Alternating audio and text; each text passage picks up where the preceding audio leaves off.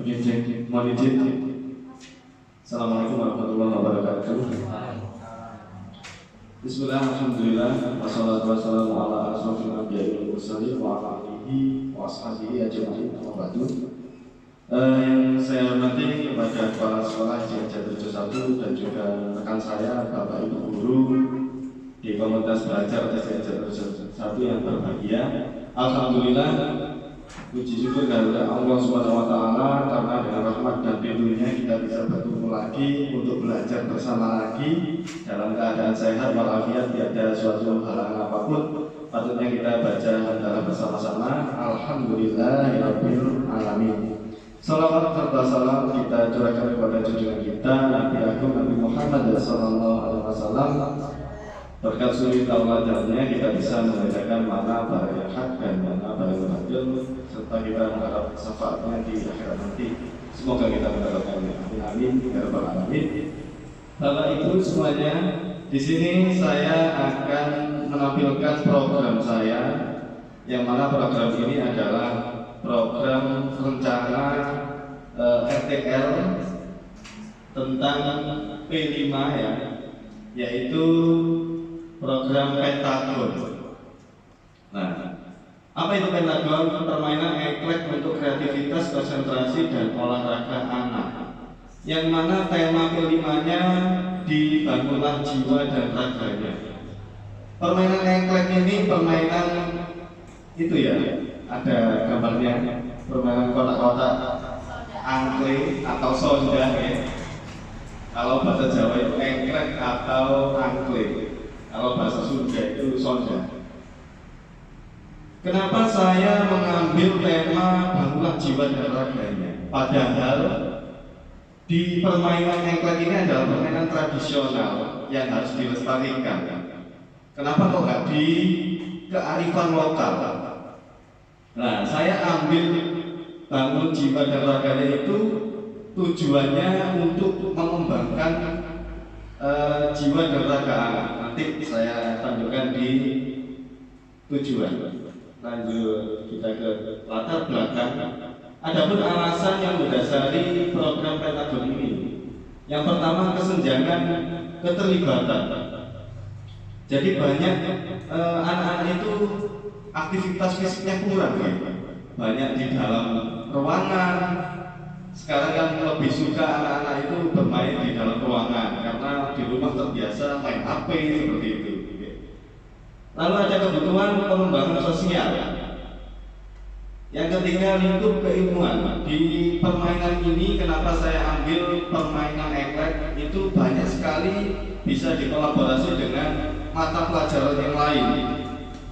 Seperti di matematika, bisa nggak untuk angkanya itu bisa dibuat bentuk urutan.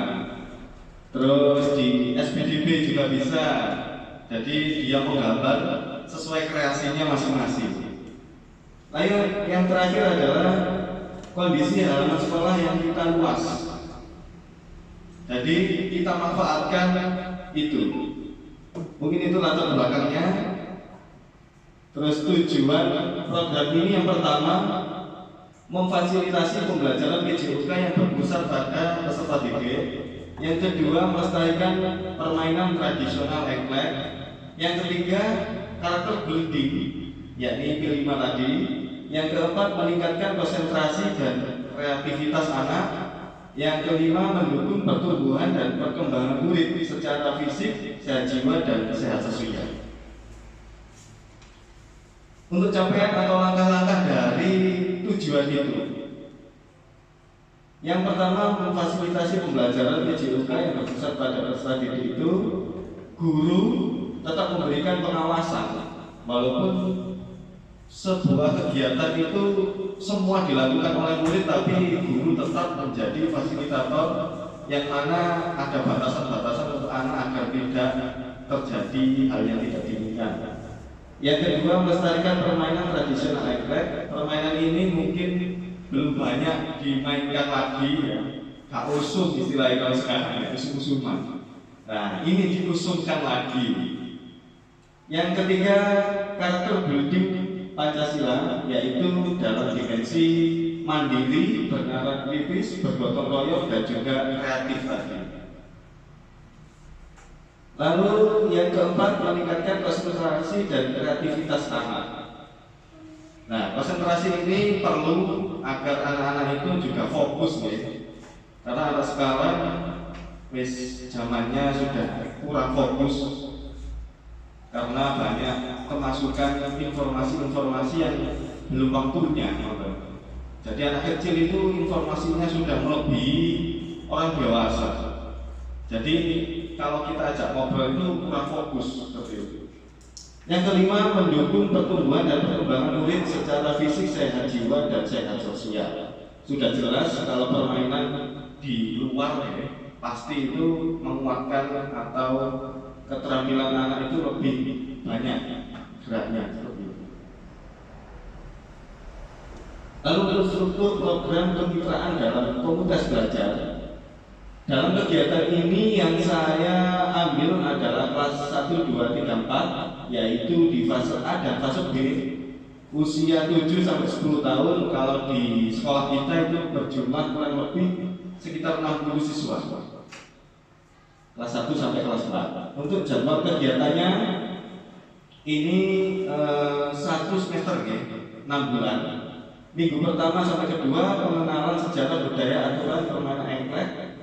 Minggu ke-3 dan 4 demonstrasi permainan dan latihan. Minggu ke-5 dan ke-6 latihan praktis permainan dalam turnamen mini. Minggu ke-7 dan ke-8 pengembangan kreativitas melalui modifikasi. Minggu ke-9 sampai ke-10 turnamen antar kelas. Tadi kelas 1, 2, 3, 4 kita buat turnamen sebagai refleksi kegiatan juga. Lalu di minggu ke-10 dan ke-11 minggu terakhir persiapan pelaksanaan festival secara menyeluruh. Tetap seperti turnamen itu cuma kita buat festival seperti lomba 17-an atau bagaimana. Anggota komunitas belajar yang berkolaborasi yang tentunya saya sebagai guru PJOK, lalu guru kelas 1, 2, 3, 4 tadi. Untuk orang tua siswa ini kita kolaborasi saat pelaksanaan festival permainan tradisional tadi. Kita minta tolong untuk membantu tentang kegiatan itu. Pernyataan tentang kapasitas yang dimiliki sekolah atau aset STGIM ya. Ini yang pertama ada sumber daya manusia, yaitu guru kelas dan orang tua tadi. Yang kedua sumber daya fisik, lapangan sekolah kita yang luas tadi, dan ruang kelas yang cukup memadai, dan peralatan-peralatan engklek yang mudah untuk ditemui.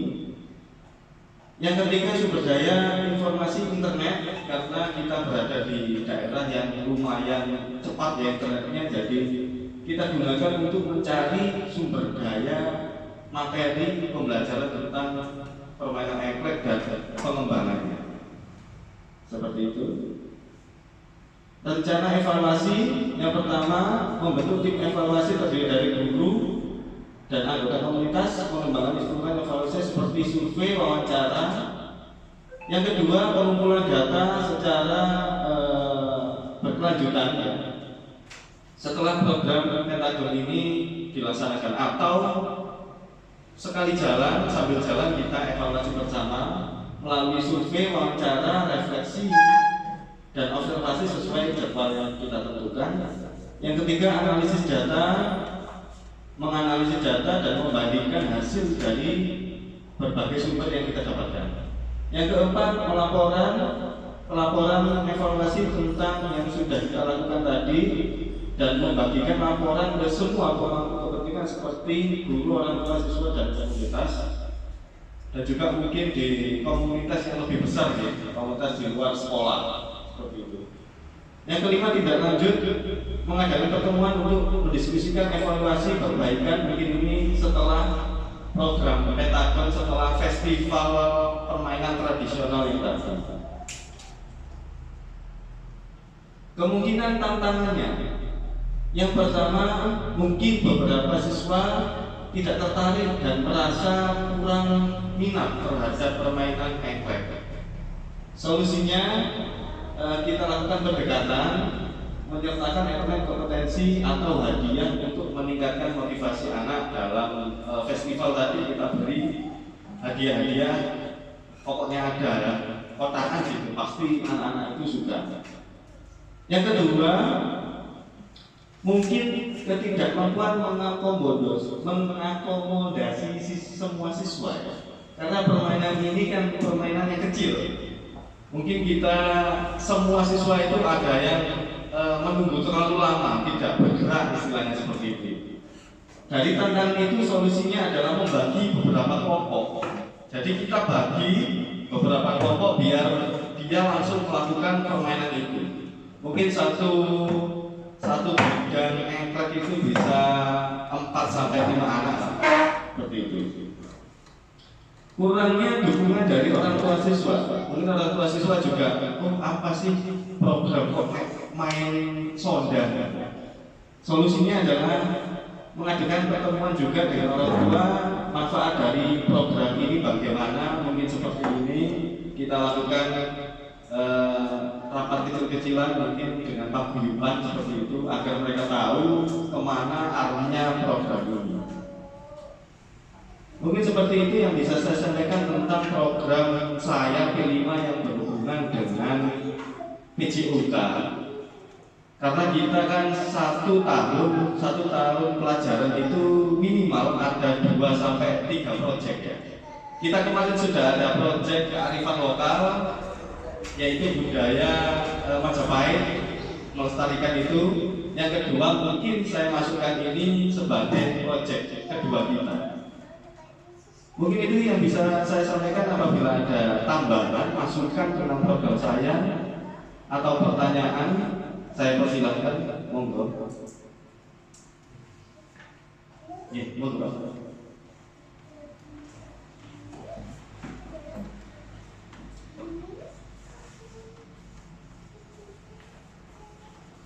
Dalam aset fisik lapangan yang digunakan di sekolah,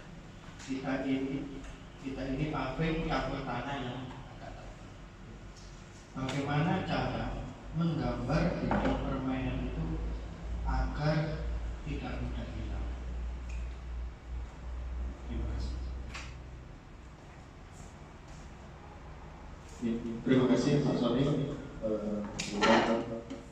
Pertanyaan dan juga masukan ya mungkin ya.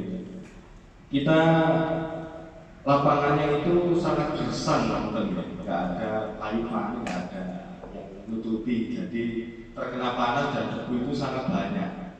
Memang kalau menggambar di bidang itu gampang hilang. Saya pun kalau menggambar saya kasih air, itu 5 menit aja sudah hilang karena terlalu panas itu. Nah, solusinya mungkin kita kan banyak banner atau yang tidak digunakan lagi, kan baliknya itu kosong. Itu mungkin bisa kita gambari bidang engklek tadi untuk anak-anak. Tapi untuk menjaga keselamatan mungkin dipaku yang lebih dalam agar tidak mengenai kakinya dan juga tidak goyang seperti itu. Apabila digunakan untuk main itu tidak jatuh. Mungkin solusi saya seperti itu Pak Selalu. Terima kasih. Sambung ya. Apabila ada lagi, monggo. Terima kasih. Saya akan menindaklanjuti dari pertanyaan Pak Sony. Kalau nanti di pabrik kita satu dan lebih hemat dan simpel, mungkin setelah bersih kita gambar dengan kapur. Di kantor nanti kita isi nomor 1 sampai nomor berapa tadi 9. Tapi saya juga ada pertanyaan, apakah ini nanti efektivitasnya kelas 1, 2, 3 atau kelas atas saja yang permainan ini untuk optimal atau mengenang ada kreativitas anak? Kan ini cenderungnya nanti untuk konsentrasi dan kreativitas anak. Ya. Tolong coba dijelaskan ini permainan kelas 1, 2, 3 apa kelas atas saja. Terima kasih. Terima kasih masukannya dari Pak Gun, ya, Pak Sony. Ini nanti mungkin kita hubungi lagi dengan kepala sekolah ya untuk meminta chat seperti itu. Kalau memang dikasih, kita sapu, kita bersihkan, kita cat. Itu juga bisa untuk hiasan sekolah ya. Bahwa sekolah itu ternyata berwarna-warni seperti itu. Dan juga bisa dibuat untuk mainan anak-anak. Terima kasih Pak Guru masukannya. Dan pertanyaan lagi untuk program ini di kelas 1 sampai 4 ya, di fase A dan B. Kenapa kalau fase C tidak saya libatkan? Untuk program ini mungkin sangat sederhana ya. Kotaan itu cuma angka seperti itu, angka huruf lah. Nah, untuk di pelajaran matematika dasar itu mungkin yang bisa itu kelas 1 sampai 4 seperti itu. Kalau nanti fase C dimasukkan istilahnya yang bidang kurikulum nanti minta fase C dimasukkan ke dalam program ini. Jadi nanti program ini saya lanjutkan ke festival tadi, kita masukkan ke SEM. SEM itu Sport Education Model. Jadi anak menjadi panitianya, guru hanya mengawasi. Jadi anak-anak itu yang jadi panitia, yang jadi wasit, yang jadi pencatat skor, yang jadi pemberi hadiah juga. Nanti hadiahnya dari kita, tapi mereka yang mengakomodasinya tadi. Jadi semua kegiatan itu dilakukan oleh anak-anak. Nah, siapa yang menjadi panitia itu? Mungkin kelas yang atas, kelas fase C, karena mereka sudah mampu memberikan motivasi kepada adik-adiknya. Kalau anak-anak yang fase A dan fase B mungkin belum bisa ya menjadi panitia. Hanya pengenalan ya. Betul. Pengenalan bilangan. Okay. Jadi untuk pesertanya itu saya rekomendasikan ke fase A dan B. Untuk fase C nanti kalau mau main ya main. Cuma nanti kalau ke festivalnya kita buat panitianya, Pak. Panitianya itu dari kelas 5 dan 6. Seperti itu mungkin gambaran untuk pengembangan program ini, Pak. Ya, sudah, Pak. Ya, terima kasih, Pak. Betul lagi.